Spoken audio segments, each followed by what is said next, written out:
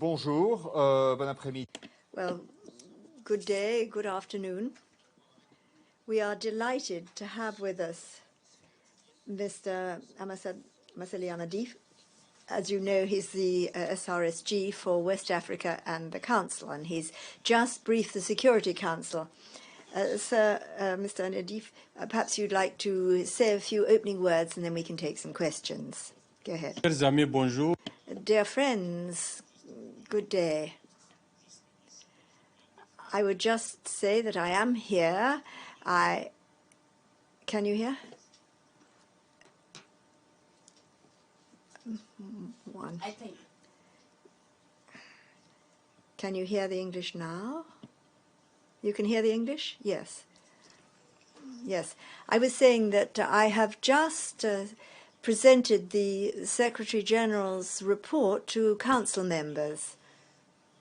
And as I stated in the report, when it comes to West Africa and the Sahel,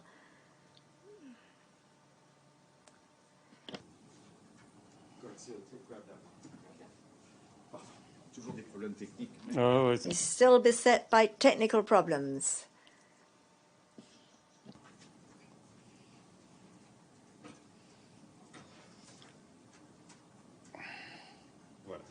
Je disais que I was saying, or I was just endeavoring to say that when it comes to West Africa, there are many challenges in our path. However, there are reasons for hope as well. There are some instances of positive momentum on points that we could perhaps come back to in detail. Essentially, I said I'd just come from the Accra summit, which finally saw sanctions being lifted against Mali and Burkina Faso. And essentially, we arrived on an agreement for the transitional periods for those two countries. And a new mediator was appointed for Guinea. He will be commencing discussions. So that's the main gist of what I would say, but what you know about the challenges is the security ones, democracy, the climate change challenges, and then there's the crisis resulting from COVID, so on and so forth. I trust we shall have an opportunity to go into these issues in detail. Merci, monsieur. Thank you very much. Thank you, Mr. Annadif. On behalf of UNCA, I'd like to thank you for this briefing. I'm going to ask about the G5 Sahel. You won't be surprised. A battalion was withdrawn a few months ago. The Niger said there were 5 deaths. Mali is withdrawn. Burkina's asking questions. What, in your view today, is the G5 Sahel situation? What future does it have? Will it have to be completely reconfigured? Well, I would start from the principle that when the G5 was established, looking both at its structure and the joint force, it was said that it was a strong signal coming from the leaders of those 5 countries in order to use their capacities to face these security challenges, in particular combating terrorism, because I would say no country can deal with that alone. Now, it is true to say that for 2 or 3 years now, the G5 Sahel and the joint force has come up against difficulties. Firstly, funding. You know that we asked for funding for the joint G5 Sahel force, which has not been forthcoming. And then in 2020, there was the coup d'etat in Mali. Then there was the coup d'etat in Burkina Faso in 2004.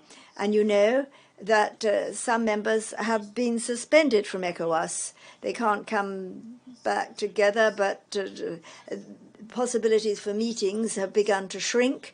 So what I can say quite simply, in a nutshell, is that the G5 are going through difficulties. Can they overcome these? I can't predict what will happen. But in any case, because of its very concept, it is a necessary tool for the sub-region. Celia? Thank you, Celia. the Nigerian agency. Side, on the other side, right there. Tu n'as pas de micro Voilà, ici. voilà, elle a un micro, voilà. Ici, tu n'as pas de... Non, non. You don't have a... no, no. I prefer interpretation, please. OK. D'accord. Bonjour. Bonjour. That's the only one I can speak. Good afternoon. No, good afternoon, yeah. Yes, I'm Cecilia from News Agency of Nigeria.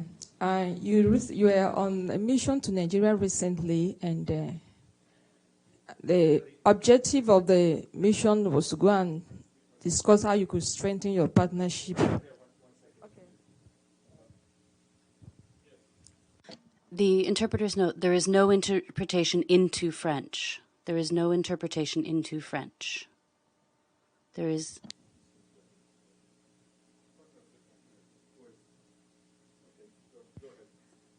Okay, thank you. So, okay, so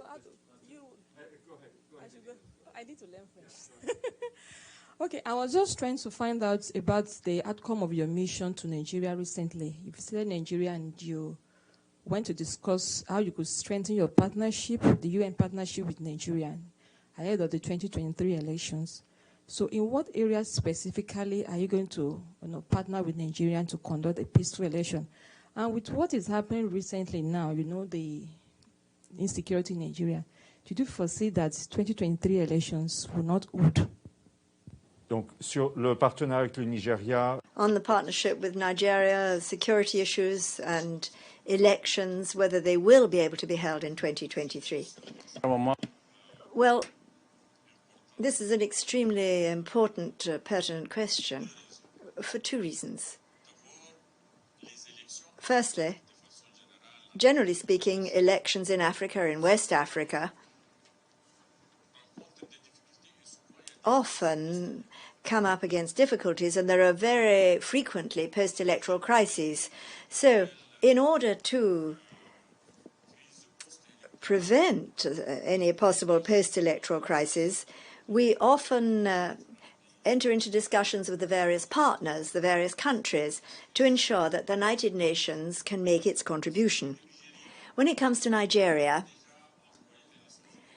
the UN has already sent an evaluation mission called YANAM, which has assessed the difficulties that might arise regarding the 2023 elections. We met the various actors from the political arena in Nigeria, leaders of political parties, representatives of civil society, those responsible for the Independent Electoral Commission, the diplomatic community, and the UN agencies. We came back with three outcomes. Firstly, the choice of candidates of the major parties has taken place in a good fashion. Then secondly, everybody's ready for the elections. We're all aware that there are many challenges still there. The first of these is security. And as you're all aware, it's no longer the northeast or the northwest that are the problem. A lack of security is moving towards the center of the country, the northwest, and recently with the attack on in the church, it's in the center of Nigeria, close to Lagos. So that's really the main challenge here. Discussing matters with Nigerian authorities, they reassured us that they're aware of the problems and are endeavoring to do everything they can in order to counter them so that they do not disrupt elections. But despite all the challenges, there is a positive element that we were able to draw from our visit to Nigeria. In fact, it's twofold. Firstly, all political actors, including civil society, the opposition, and the parties in power, do trust the Independent National Electoral Commission, the INEC. Everybody trusts it, and that's very important because usually in other African countries, it's the Electoral commissions which don't endorse results and create post-electoral crises. And then there's a second positive element, that is that all involved do trust the judicial institutions. And that's another link in the electoral chain, if you like, because often in many African countries, the Electoral Commission does not ensure the good conduct of elections, and people complain to third parties, and generally that has negative consequences. So the credibility of the Electoral Commission is very important, as is trust in the judicial institutions. This is not the case in all African countries. Thank you. On va aller en ligne. Thank you. We'll go now to Carrie Neaton, RFI. Carrie? Monsieur le représentant spécial. Good day, Special Representative Carrie Newton of RFI. There are 3 questions I'd like to ask. I go ahead. First, a member of the Security Council issued a veto a few months ago so that climate change could not become a council mandate. And yet we know that it's the major concern, the major difficulty facing the Sahel countries and others. So what, according to you, the risks that this has not been included in the council mandate? And how could that change things? Vaut mieux poser les 3 questions. It's better to put all 3 questions, then I can take them together. Très bien, très bien. Fine, I shall continue. That's my first question on climate. Second, on the food crisis. How can African countries act at their own level to counter the food crisis brought about by the war in Ukraine? Some are close to the powers blocking the grain exports. What's their real margin for maneuver? That's my second question. My third deals with the political angle. You emphasized this morning the successes of the Gambia and Senegal regarding democracy. Now, in the UN, we regularly hear members of civil society expressing concern about those countries where the military try to dominate the political arena. So what messages would you issue to citizens? What's worked in Senegal and the Gambia that can be replicated in other countries? Merci beaucoup. Okay, thank you very much. The first question on climate change. Apart from the debate in the Security Council, which has agreed and not agreed, I would like to outline the consequences of climate change on West Africa and the Sahel. These peoples with whom I interact, the authorities, they today say that climate change is one of the most significant challenges which conditions many factors in the Sahel. Firstly, we are in a region where the desertification continues. The desert is gaining ground. Rains are less and less frequent. Therefore, areas for growing things are shrinking. There are no longer transhumance corridors for stock breeders, and that increases the conflicts between stock breeders and farmers, both looking for the resources they need. And in general, terrorists at this level are lying in wait to exploit these inter-community conflicts, and they try to divide the communities. And sometimes they benefit from such fragility to recruit young people to become future soldiers for them. So in April, we brought together the various actors. We made an assessment. We diagnosed the issues. And amongst the solutions to the problem that were envisaged, we have the international community having to support the idea of the Great Green Wall, which can halt the advance of the desert. This can also create jobs. it can lead to the reforestation of certain regions. This is one of the solutions. And we therefore tried to issue what we call the Dakar Appeal on climate change. We are publicizing it at present and endeavoring to see that the effects of climate change can really be controlled. So that is my response to your first question. Now to come to your second, the food crisis. You're aware that the food crisis, when it comes to the Sahel regions, started last year because there were not enough rains and because of the displacement of people, much of this because of war and terrorists.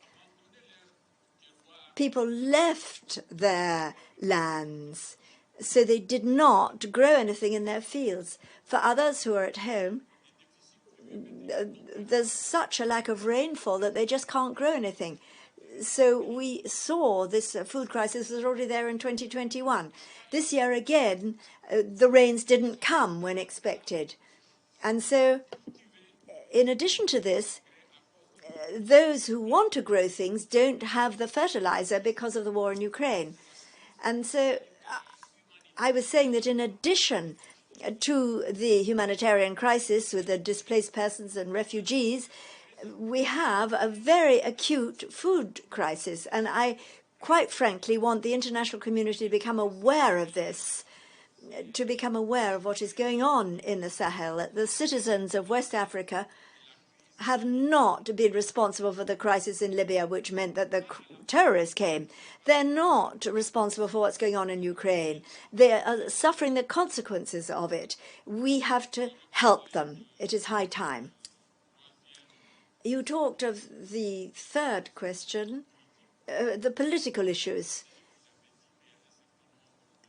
You addressed this. I said that there are certain countries where the elections take place in good conditions. I was present at the electoral process in the Gambia. It's authentic. It's specific to the Gambia. They don't vote postally. There is no electronic voting. They vote manually. And the results then were uncontested. Everything went very smoothly. In Senegal, there were local elections on the 23rd of January this year. A very lively campaign, a very ardent one, was carried out with much oratory and debate. Harsh things were said. But when the elections took place, the day of the elections, everything went ahead calmly and peacefully. And what is important is that towards 8 o'clock or 9 o'clock at night, as in the so-called developed countries, the results began to emerge. And 24 hours later, everybody accepted the results without there being any contestation. And even more than that, as I did say when I spoke, young people came forward as candidates. And they were elected, sometimes against the political dinosaurs who'd been in office for many years. So this means that the system running these elections was a credible one, that we can trust it. And as I said previously, in Africa, there are two things from which we suffer. We need credible electoral commissions which are able to reflect the results of the elections. And when there are problems, we need to have judicial institutions to which we can appeal, the Supreme Court, the Constitutional Court, which can be judges on elections, and so that they can implement the law and judge in favor of those who are right and condemn those who are wrong. So these are the two pillars that exist today in Senegal, in the Gambia. And as I've just said, in Nigeria, again, their main trump card for future elections lies in those two factors. Annadif, merci beaucoup. Thank you very much, Mr. Annadif. We wish you a safe journey back, and come whenever you wish. And the speaker kindly thanks the interpreters. The special representative kindly thanks the interpreters and others who ask questions.